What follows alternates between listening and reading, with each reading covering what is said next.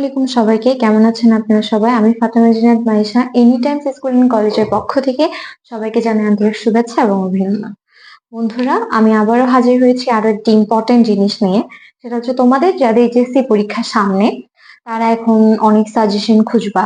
তো আমার মতে আমি একটা সাজেশন বানিয়েছি, যেটা কিনা খুবই ছোট একটা সাজেশন। সেটা হচ্ছে হিসাব বিজ্ঞান প্রথম পত্রের অধ্যায়ে হিসাব বিজ্ঞান পরিচিতি, যে অধ্যায়টার নাম, সেখানে কিছু ইম্পর্টেন্ট কোয়েশ্চেন যেগুলো ক এর জন্য খুব ইম্পর্টেন্ট। আমি আশা করি এই ক এর জন্য যে ইম্পর্টেন্ট গুলো আমি দিয়েছি এর বাইরে আর কোনো কিছুই আসবে না। তাহলে চট করে আমরা দেখে ফেলি। এক নম্বরটা দেখো, আমাদেরকে কতে বলতে পারে প্রারম্ভিক মূলধন নির্ণয় করো, বলতে পারে যে প্রারম্ভিক সম্পত্তির পরিমাণ নির্ণয় করো, আবার বলতে পারে মোট সেবার আয়ের পরিমাণ নির্ণয় করো, আবার বলতে পারে নিট ক্রয়ের পরিমাণ নির্ণয় করো, আমাদেরকে বলতে পারে নিট বিক্রয়ের পরিমাণ নির্ণয় করো, আমাদেরকে বলতে পারে যে ঘটনাগুলো লেনদেন নয় তাদের পরিমাণ নির্ণয় করো, আমাদেরকে বলতে পারে অনগদ লেনদেন চিহ্নিত করো। তাহলে এই যে কয়েকটা কোয়েশ্চেন, 1 2 3 4 5 6 7টা কোয়েশ্চেন, আমার মতে এই 7টা কোয়েশ্চেনের বাইরে একটা কোয়েশ্চেনও না আসবেও না ইনশাআল্লাহ। আমি আশা করি এই যে 7টা কোয়েশ্চেন আমি তোমাদেরকে দিয়েছি, এটা অধ্যায় 1-এর ক এর জন্য মোস্ট ইম্পর্টেন্ট, এর বাইরে আশা করি আসবে না। তো আমি তোমাদেরকে এই অঙ্কগুলো ধারাবাহিকভাবে করে দিব। এমন কিছু অঙ্ক করাবো যে অঙ্কগুলোর বাইরে কোনো এন্ট্রি আসবে না। মানে প্রারম্ভিক মূলধন নির্ণয়ের ক্ষেত্রে কি কি এন্ট্রি আসতে পারে আমি জাস্ট ওগুলোই তুলে ধরবো, এর বাইরে আর কোনো এন্ট্রি আসবে না ইনশাআল্লাহ। তো আমি ধারাবাহিকভাবে দেওয়ার চেষ্টা করব। প্রথমে আমি প্রারম্ভিক মূলধন নির্ণয়ের অঙ্কগুলো করাবো আজকের এই ভিডিওতে, পরবর্তীতে আমি অন্যান্যগুলো করাবো। তো তোমরা আমার চ্যানেলকে অবশ্যই সাবস্ক্রাইব করে রাখবে। তো প্রারম্ভিক মূলধন নির্ণয়ের ক্ষেত্রে আমার মনে হয় এই অঙ্কটা করলেই তোমাদের প্রারম্ভিক মূলধন নিয়ে যত ধরনের প্রবলেম থাকবে সব শেষ হয়ে যাবে। কারণ আমি এখানে এমন সব ধরনের এন্ট্রি লিখেছি যেগুলো আসলে বিগত সালের প্রত্যেকটা বোর্ড কোয়েশ্চেনে আসছে, 3-এর কতে কিংবা 5-এর কতে। তো চলো আমরা অঙ্কটা দেখি, তাহলে এরপরে আমাদের প্রারম্ভিক মূলধন নির্ণয়ের ক্ষেত্রে কোনো ধরনেরই সমস্যা হবে না ইনশাল্লাহ। তাহলে প্রথম আমরা একটু প্রশ্নটা ভালোভাবে পড়বো।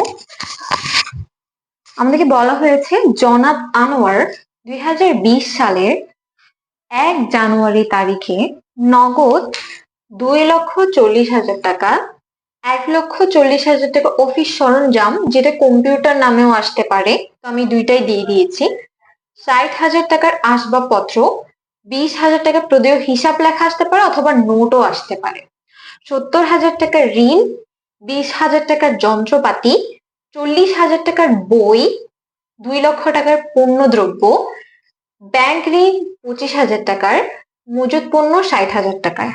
তো আমাদের স্টুডেন্টদের যেটা নিয়ে সমস্যা বেশি হয় সেটা হচ্ছে ঋণ, ব্যাংক ঋণ এবং পণ্য দ্রব্য।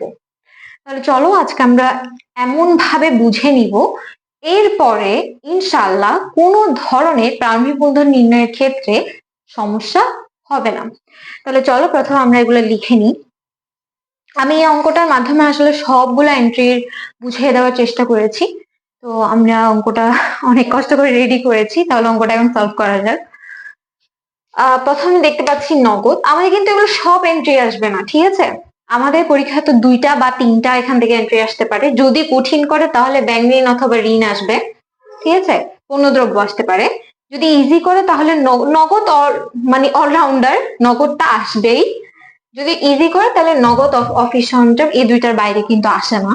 তো চলো আমরা যাতে কোনো সমস্যাতে ভুগতে না হয়, আমি সবগুলো এন্ট্রি দিয়ে আসছি এখানে। তো চলো শুরু করি। তাহলে এখানে আমরা একটা বক্স তৈরি করে ফেলেছি, আমাদেরকে তারিখ, বিবরণ, টাকা টাকা, যেহেতু এটা কতে আসবে তাহলে আমাদের দুইটাই দিলে হবে। তো এখানে আমাদের তারিখ হচ্ছে 2022, একটাই, জানুয়ারি 1।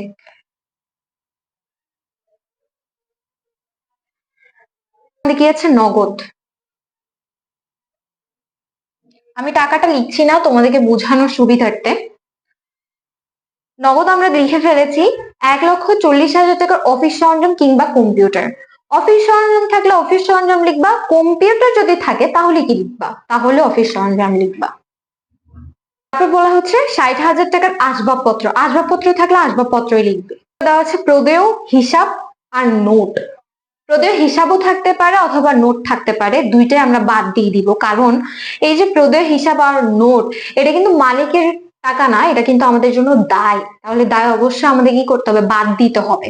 ঠিক আছে, আর এখানে যে টাকাটা সেটা আমাদের কি হয় না, নগদের সাথে অ্যাড হবে না, কারণ এটা আমাদের আগে থেকেই দায় সৃষ্টি হয়ে আছে।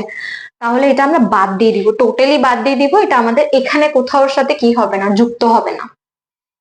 তাহলে আমরা এখানে লিখবো বাদ। আর একটু নিচু করে লিখি। আমাদের এখন সব থেকে ইম্পর্টেন্ট একটা জিনিস, সেটা হচ্ছে ঋণ। এই যে ঋণ, এটা নিয়ে কিন্তু সবাই কম বেশি কনফিউজ হয়ে, আমি যখন এইচএসসি তে পড়তাম আমিও তখন এটা নিয়ে আসলে বেশি কনফিউশন হয়ে যেতাম। এটার ক্ষেত্রে আসলে কতে অনেকে অনেক ধরনের অ্যান্সার দেয় অনেক গাইডে, কিন্তু ইউনিভার্সাল যদি চিন্তা করি তখন কি হয়, আমি যেটা ফলো করতাম, আমি কিন্তু গাইডের ক ফলো করতাম না।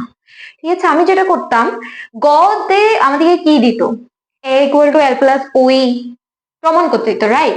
তো আমি ওইটাই শিখছি, ওইখানে দেখা যাচ্ছে যে ঋণের টাকাটা ওরা যোগ করছে নগদের সাথে, দেন আবার ঋণ একটা দায় হিসেবে দেখাইছে, দেন ওইটা যোগ বিয়োগ করে সমান টাকা আসছে। তো এই ক্ষেত্রে কতে শুধু দেখাইছে হয়তো নগদের সাথে অফিস সরঞ্জাম যোগ করে দিচ্ছে, ঋণের টাকাটা ধরেই নেই। তো আমি আসলে যে জিনিসটা নিয়ে কমফোর্টেবল লাগছে আমার, সেটা হচ্ছে গ এর অ্যান্সারটা। আমি ঋণটা যোগ করলে আবার যদি বাদ দিয়ে দিই হয়ে যাচ্ছে, আমার গটাও ঠিক হইলো, কত ভুল হইলো না। ঠিক আছে, তাহলে চলো এখন আমি ঋণের টাকাটা কিভাবে করি দেখো। নগদের সাথে ঋণের টাকাটা যোগ করে দিবা। আমি তোমাদেরকে বুঝার সুবিধার্থে এখানে ঋণটা লিখছি, এটা আমি তো অন্য কালি দিয়ে লিখি। আমি এখানে বুঝার সুবিধার্থে ঋণটা লিখছি, কিন্তু তোমরা পরীক্ষা এভাবে লিখবে না। ঠিক আছে, তোমরা জাস্ট নগদের টাকার সাথে যোগ করে বসাই দিবা। আমি এখনো টাকা কাউন্ট করিনি, টাকাটা আমি পরে কাউন্ট করছি। ঋণটা তুমি এইভাবে আমি বুঝার সুবিধার্থে লিখে দিয়েছি, মানে নগদের সাথে ঋণটা যোগ করে দিবা। প্লাস এই যে ঋণটা, এই ঋণটা এখানে বাদ যাবে। এরপর হচ্ছে যন্ত্রপাতি, যন্ত্রপাতি অবশ্যই এখানে হবে,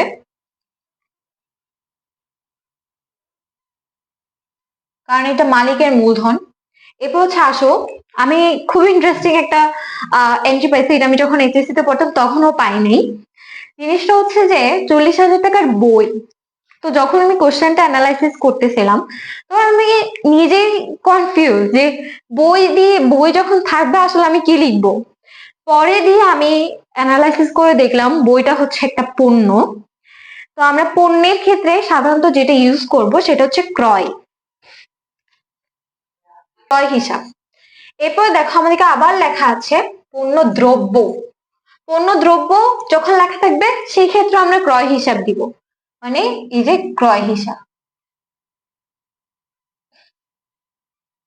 এরপর আসো ব্যাংক ঋণ।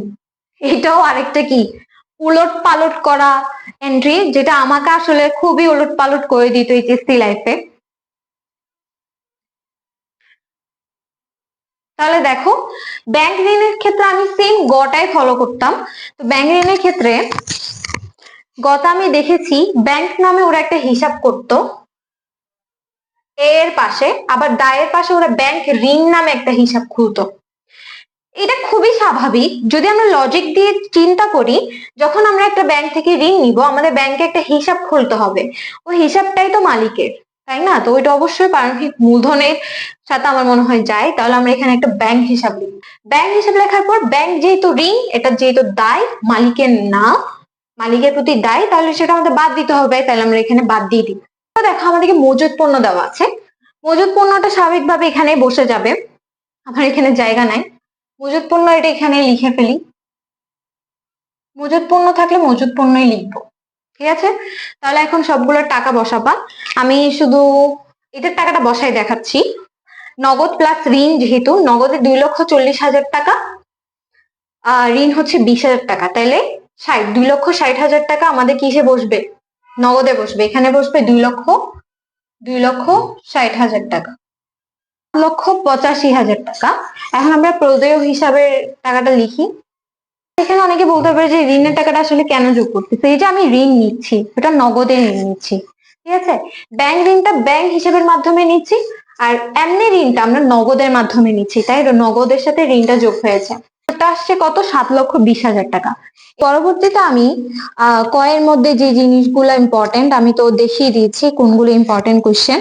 ও কোশ্চেন গুলোর এরকম একটা প্রশ্নের মাধ্যমে পুরো কোশ্চেনের একটা অ্যান্সার ক্লিয়ার হয়ে যাবে। এরকম আরো যদি ভিডিও পেতে চাও অবশ্যই আমার চ্যানেলকে সাবস্ক্রাইব করে রাখো, কারণ আমি যে কোনো সময় ভিডিও আপলোড দিয়ে দিতে পারি এবং তোমরা সাথে সাথে সেটা দেখে নিতে পারো। কারণ তোমরা যদি সাবস্ক্রাইব না করো তাহলে তোমরা জানতে পারবে না আমি কখন ভিডিও আপলোড দিচ্ছি, সময় চলে যাবে এবং তোমাদের পরীক্ষা সামনে। তো সাবস্ক্রাইব করে রাখো, তাড়াতাড়ি ভিডিও চলে আসবে ইনশাআল্লাহ। ততদিন পর্যন্ত সুস্থ থাকো, ভালো থাকো, আল্লাহ হাফিজ, আসসালামু আলাইকুম সবাইকে।